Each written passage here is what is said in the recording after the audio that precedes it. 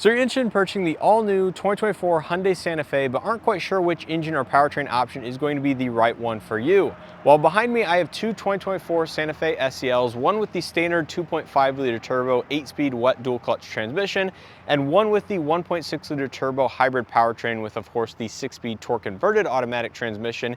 And we're going to take a look at each of these two vehicles, give you my overall thoughts and impressions, take them for a test drive back-to-back, tell you how each one drives, and overall my impressions as to which one might be the best fit for you depending on your needs and wants inside of a vehicle like this.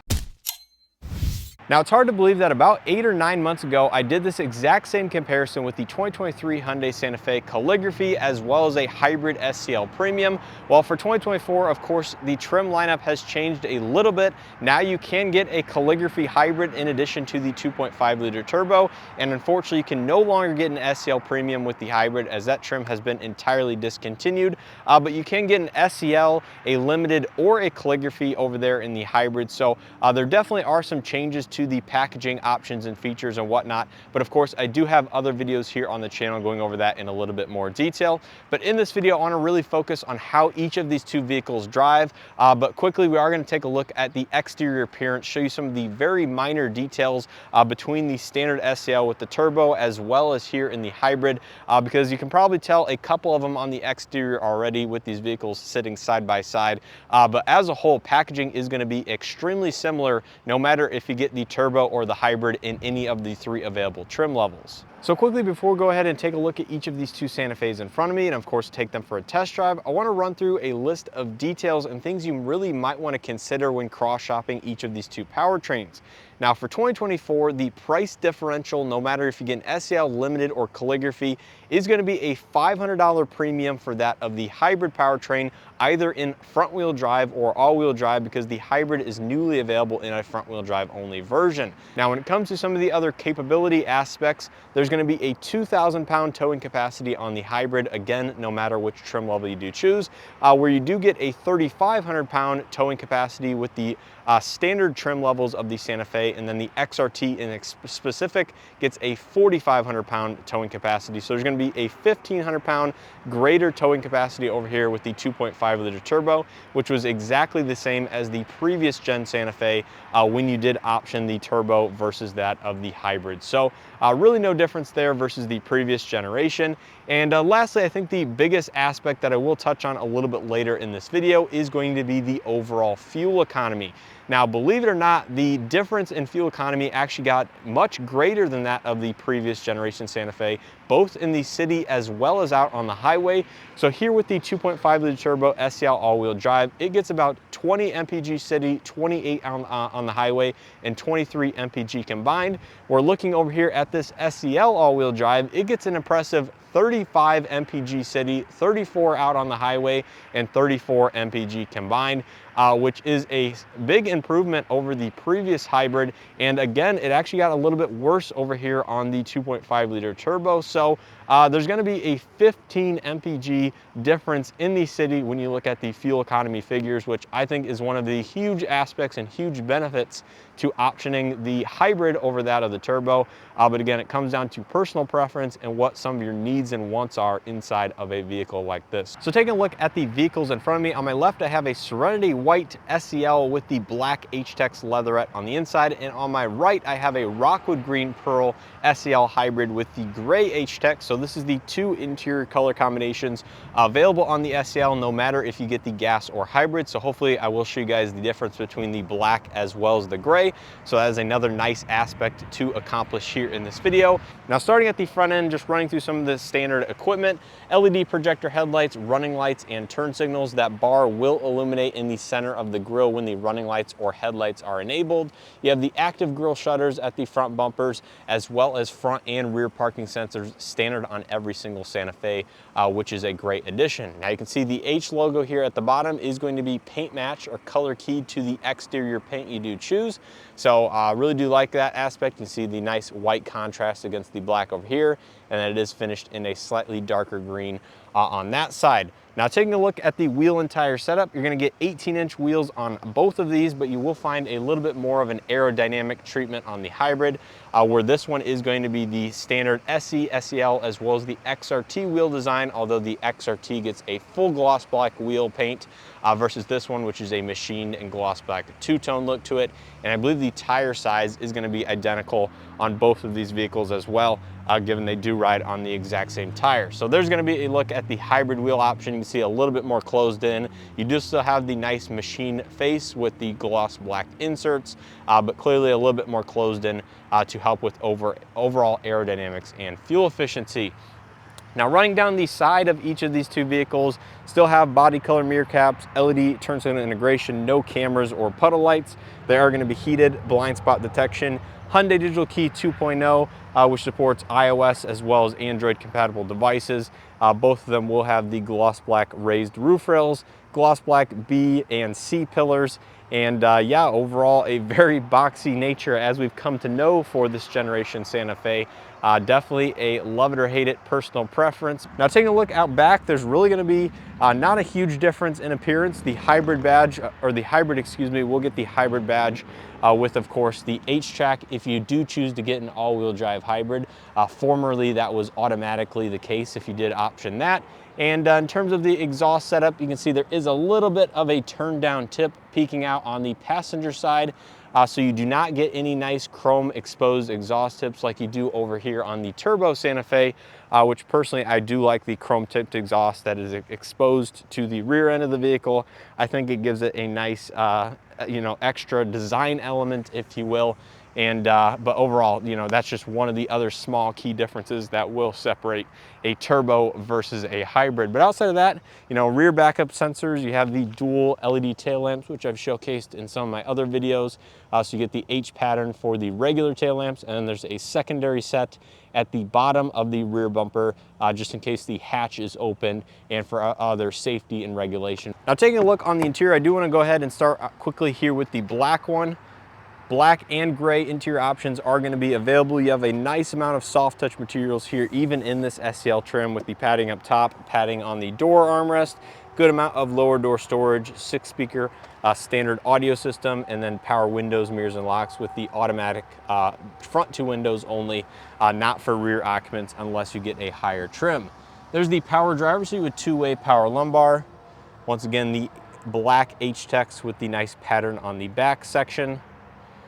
And there is going to be a look at the dashboard. Now, if you want to know a little bit more details about some of the interior aspects, I highly encourage you to check out some of the other videos I have, including the full walk-around tour on this SEL. But I do just want to cover some of the basic equipment. Leather wrap steering wheel. You do have the fully digital but only partially configurable cluster here in front of the driver. Driver attention sensor here to monitor your face and eyes. This vehicle does have highway drive assist over here with smart cruise control on the left side of the steering wheel. Audio multimedia on the right, paddle shifters for the 8-speed dual clutch on the back. There's the automatic headlights with auto high beam assist. To the left of the steering wheel, we have your power tailgate, electronic parking brake, gauge dimming. Shifter, of course, is relocated here on the column via the shift by wire. Seat, 12.3-inch CCNC light system, so no built-in navigation, but it does support wireless Android Auto, Apple CarPlay, Sirius XM, AM, FM, USB, Bluetooth, BlueLink Plus integration, so that is free for the lifetime of the first owner. And I do have a full tour of this infotainment system in a separate video here on the channel.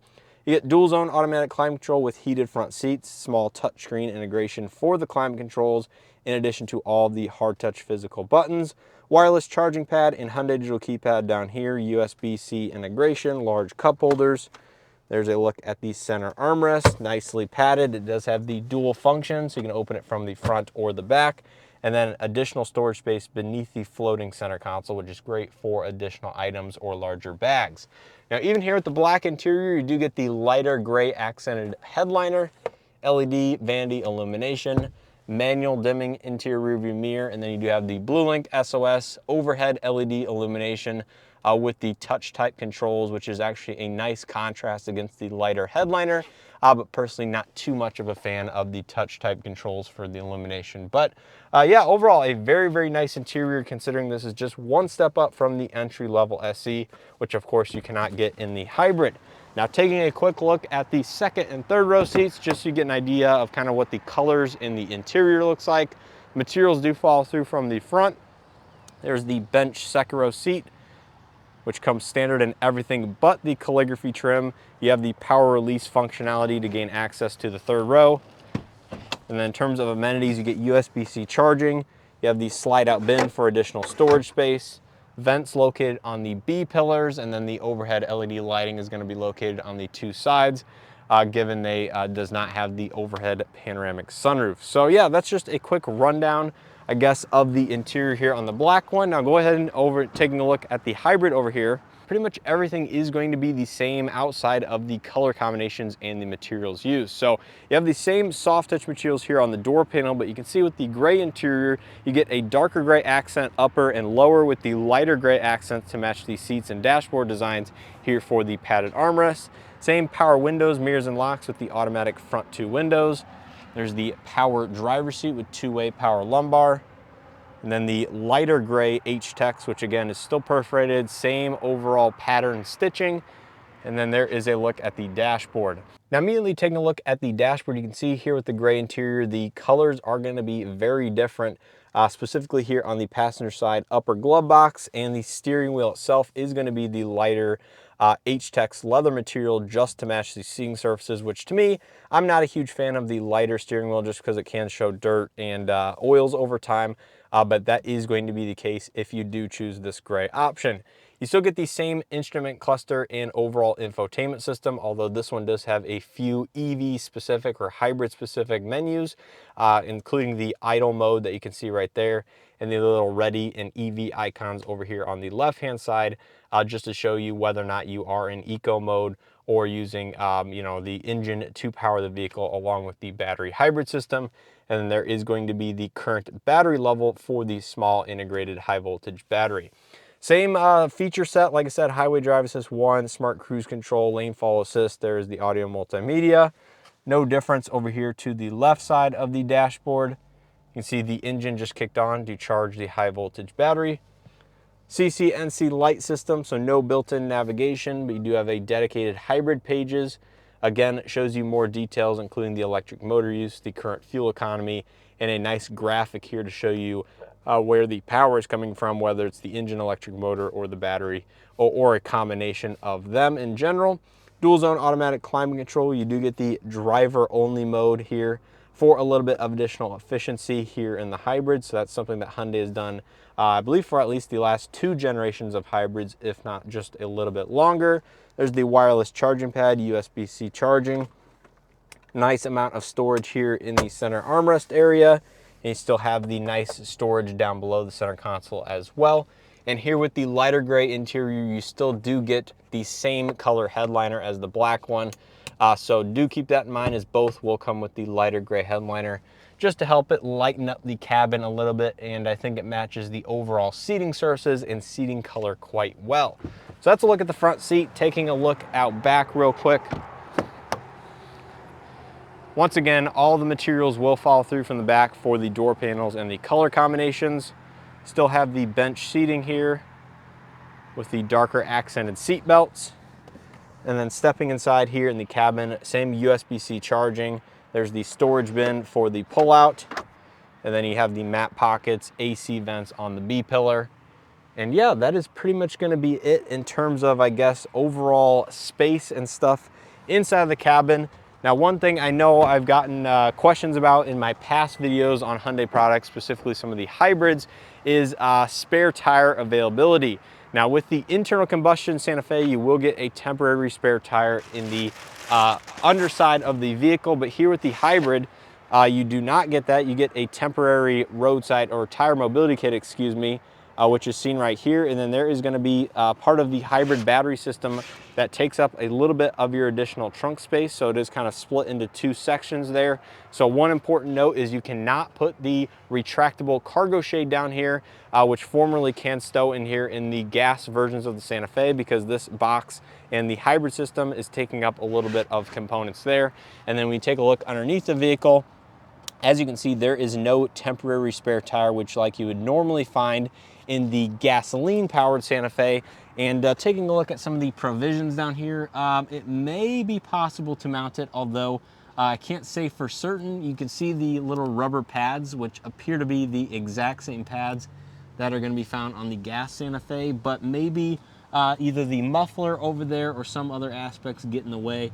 But you know, that might be something to research down the road as to whether or not you could retrofit a temporary spare tire on a hybrid Santa Fe, given it looks like there is a decent amount of room and some of these same provisions over there as that vehicle. So make sure to do a little bit of research on that if you really do want a temporary spare tire, as it may be possible, but I don't want to guarantee anything because I actually don't know for myself. But that's going to pretty much be a comparison and a quick look at the interiors between the black and gray, and of course the the standard gas and the hybrid.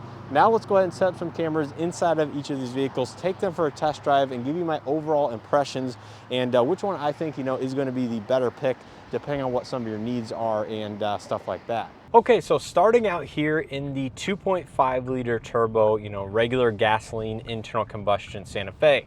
Now, as you guys know, if you've seen some of the other videos here on the channel, I have driven this vehicle at least twice that I can recall. So I want to start with the one that I'm familiar with, kind of re-familiarize myself, if you will, once again, because it has been about a month or so, I think, since I last drove one here on the channel, and just give you my overall thoughts on both. Now, as usual, I want to start out with the acceleration, and I think this is where the 2.5 liter turbo will shine.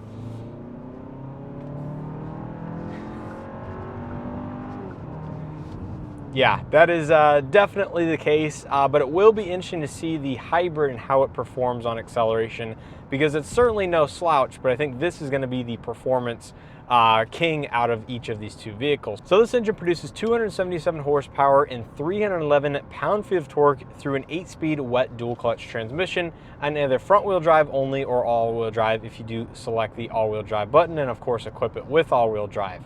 Now, I think the key takeaways with this one is obviously something that I mentioned earlier. It's going to be the worst out of the two for fuel economy, slightly worse than that of the 2023 or earlier previous generation models, which is interesting, but not to be unexpected just due to this probably larger size, heavier vehicle, and just aerodynamics in general. But nonetheless, I think this is going to be the one that is going to feel more peppy behind the wheel, give you a slightly sportier, more dynamic driving experience, especially with that 8-speed wet dual clutch transmission, which I know some people out there will automatically shy away from this vehicle due to having a dual clutch, and I don't necessarily blame you, because as we know, there have been some other people out there that have had a couple issues with their new 2024 Santa Fe, and of course there have been issues with previous generations of Hyundai vehicles with either the 7-speed dry dual clutch or the 8-speed in this particular model. So don't blame me there if you do shy away from it. And I think outside of that,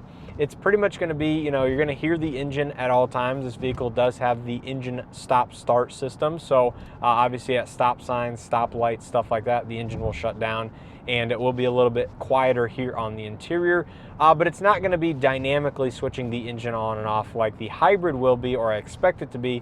So coasting, down a hill like this, that is where the hybrid might shine. The vehicle might be in EV only mode, not only saving fuel economy, but also just giving you a slightly quieter driving experience here on the inside. But even here with the 2.5 liter turbo driving at about 60 miles an hour, it's very, very quiet on the inside. I think Hyundai did a fantastic job kind of isolating the cabin, road noise, wind noise, etc.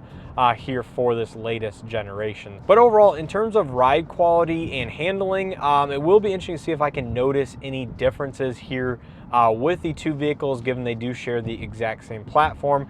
I would not be surprised if there were some differences in the suspension tuning and stuff like that, just due to maybe the weight differences, the power output, stuff like that. But they should overall drive very, very similar and have the exact same seating position. So in terms of, the seating position and visibility out of the Santa Fe, in case you haven't seen some other videos, it's extremely good. You do have a very upright seating position, although you can adjust the seat pretty far down, which is nice because you do see a lot of the hood depending on where you do have the seat set to. Mirrors are large on the sides of the vehicle. You do have little windows between the door-mounted mirror and, of course, the A-pillar. Visibility out the back is great, especially with the third row headrest folded down. So that is very easy to do for a little bit of additional visibility out the back. And driving over my rough section of pavement, I like to take my vehicles on my normal route. The Santa Fe soaks up the bumps with absolute ease. it is actually very pleasurable to drive here with the 18-inch wheels and the slightly larger sidewall versus some of the other trim levels. But it's a very, very nice driving experience. I think Hyundai tuned the overall platform and suspension setup quite well.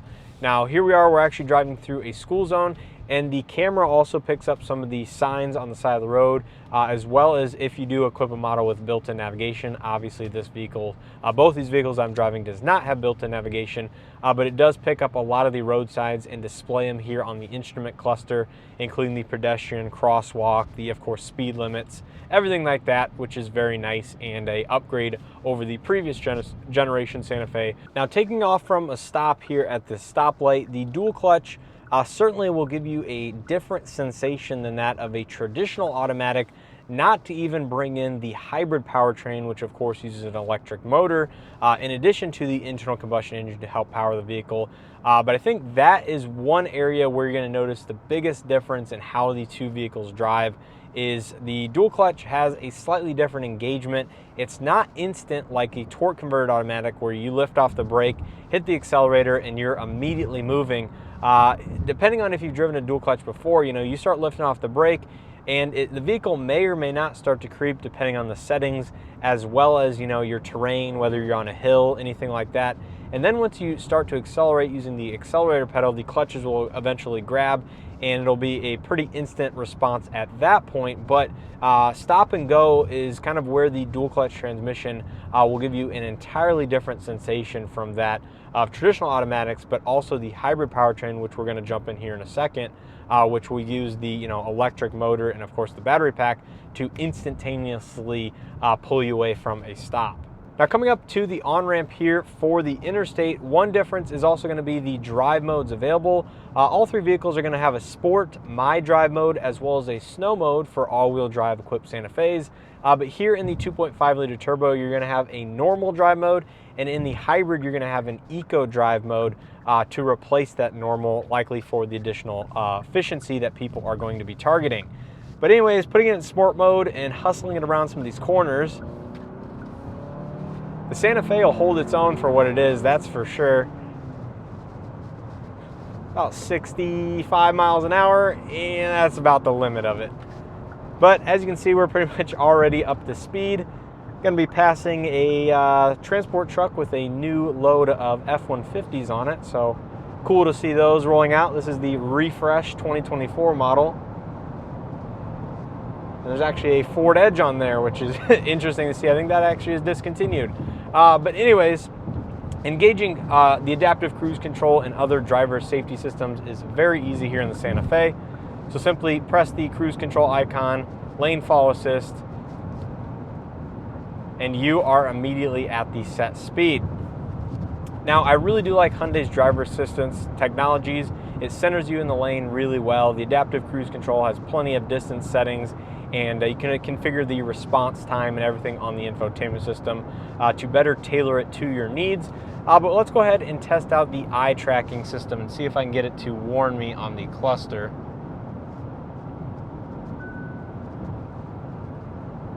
Keep your eyes on the road and drive safety. Driver assistance system is limited. So it did work. It had a, about a 5-7 second delay there, which is about the right amount of time that you want, whether you're glancing out on the roadway using the system controls here on the interior. But glad to see that it is working, especially here with the polarized sunglasses. Now, one thing I did notice is I turned off the traditional lane keeping system on the infotainment system, which you have to do through the touchscreen, which is a little bit unfortunate. But once I enabled the lane follow assist functionality, it reverted that lane keeping assist back to on, and now it looks like I have to turn it back off again through the infotainment system if I don't want that system on. So that was weird. It does make sense, but that is a little bit unfortunate that it does not recall your save setting that you did prior to enabling lane follow assist.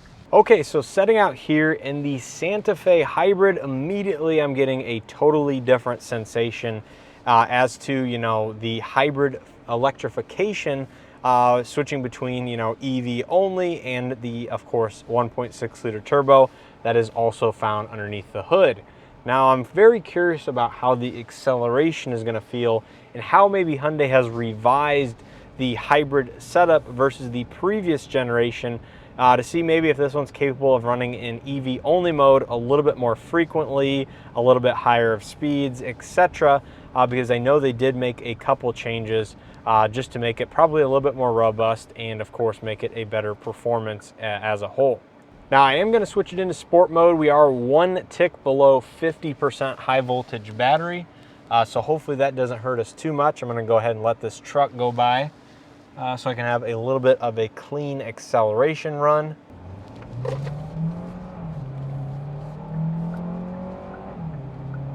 You can certainly feel the assistance from the electric motor. Yeah, and that's not that bad at all. It is just maybe a tad slower than that of the 2.5 liter turbo, but I have no problems with the performance with a vehicle of this size and weight. So underneath the hood, the 1.6 liter turbo produces about 190 horsepower and likely around the same amount of torque. Hyundai doesn't provide, to my knowledge, the exact power output from only the 1.6 liter turbo, just a combined output. But this should bring the total combined output between the electric motor and the turbocharged engine to about 240 horsepower and I believe about 271 pound-feet of torque if I'm not mistaken. Now obviously the key highlight of the hybrid powertrain is going to be the enhanced or better fuel economy versus the 2.5 liter turbo. Now to achieve that, I assume the vehicle is able to run in electric only battery mode a little bit more frequently than maybe it did in the previous generation, given it is several mpg higher, and that is likely due to some of the changes that Hyundai made to just the hybrid system as a whole, and maybe the amount of time it can spend in EV only mode. I don't think the battery size itself is all that much bigger. I think it is a slightly higher output, you know, maybe 3 to 5 horsepower more output electric motor, but again, we'll just have to see over the course of this drive if I notice anything that is a substantial difference, of course, from the 2023 that I spent behind the wheel. So I'm now decelerating, and right at 51 miles an hour, it actually went into EV only mode, which of course makes sense given the high voltage battery has a little bit of additional charge and I'm not accelerating. But you know, that's a pretty high speed to automatically switch into EV only mode. Now immediately some of my driving impressions that I'm getting behind the wheel is you can hear a slight whine or humming noise coming from the hybrid electrification system, likely the electric motor. I'm not exactly sure where that's coming from. It almost feels like it's coming from maybe towards the bottom or underneath the vehicle, which would make sense. Here we go, 57 miles an hour, EV only, going down the hill. It says electric only mode. Still accelerating down the hill. 61, 62, 66. Come on. 68. All right, kicked off at 68. Oh, that's interesting. I don't know what the exact speed capability is, but to go even downhill at 68 miles an hour, that's pretty impressive, which definitely leads me to believe that this system's trying to engage EV-only powertrain a little bit more frequently than maybe the last generation. You can certainly hear the motor actually powering the vehicle inside the cabin at a certain frequency, which might not be picked up by everybody who gets behind the wheel, but certainly something that I noticed immediately, which is, you know, very interesting. I don't think typically you can hear motors that loud, but very interesting sound coming into the cabin from underneath the vehicle. But in terms of the ride and handling and interior volumes outside of that slight whine at times, it feels very similar between each of these two. Now obviously when the vehicle is running in electric only, the engine is shut off, so it's a little bit quieter inside of the cabin, which might be why I'm noticing a little bit of that actual electric motor whine or humming noise.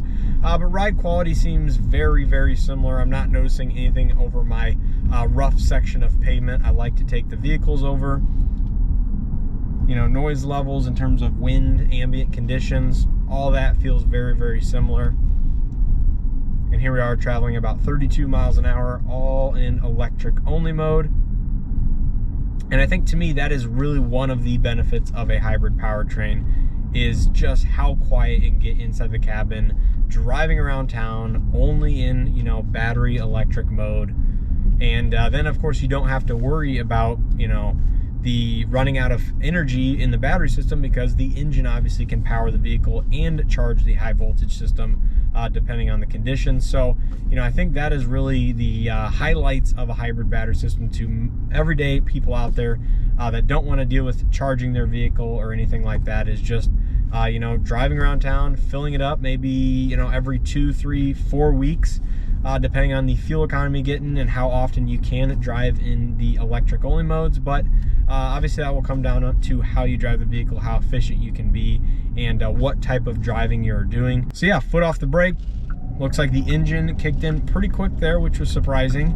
But the electric motor takes the shock off of the initial judder that you'd find in either the 2.5 liter turbo or just about any other engine with the idle stop and go system, where it has to kick in the engine and, you know, obviously engage first gear all in a matter of seconds, where this vehicle can rely on the electric high voltage system for that quick transition, and then kick in the ICE combustion engine very quickly after that, so you don't have all that either lag or delay time, you know, taking off from a stoplight or stop sign. Now, turning on here to the interstate, I want to go ahead and hustle it around some of these corners, see if I can notice any suspension or handling differences.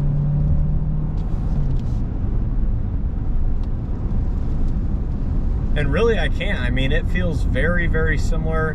Maybe a slight lower center of gravity, or just, you know, maybe a little bit of additional weight down low, which might make sense given the small battery pack and, of course, the electric motor. But I'm not exactly sure how the weight distribution is inside of the cabin, so I can't say that for sure. Okay, so here we are coming up to the downhill section. Let's see if the system wants to go into electric only power.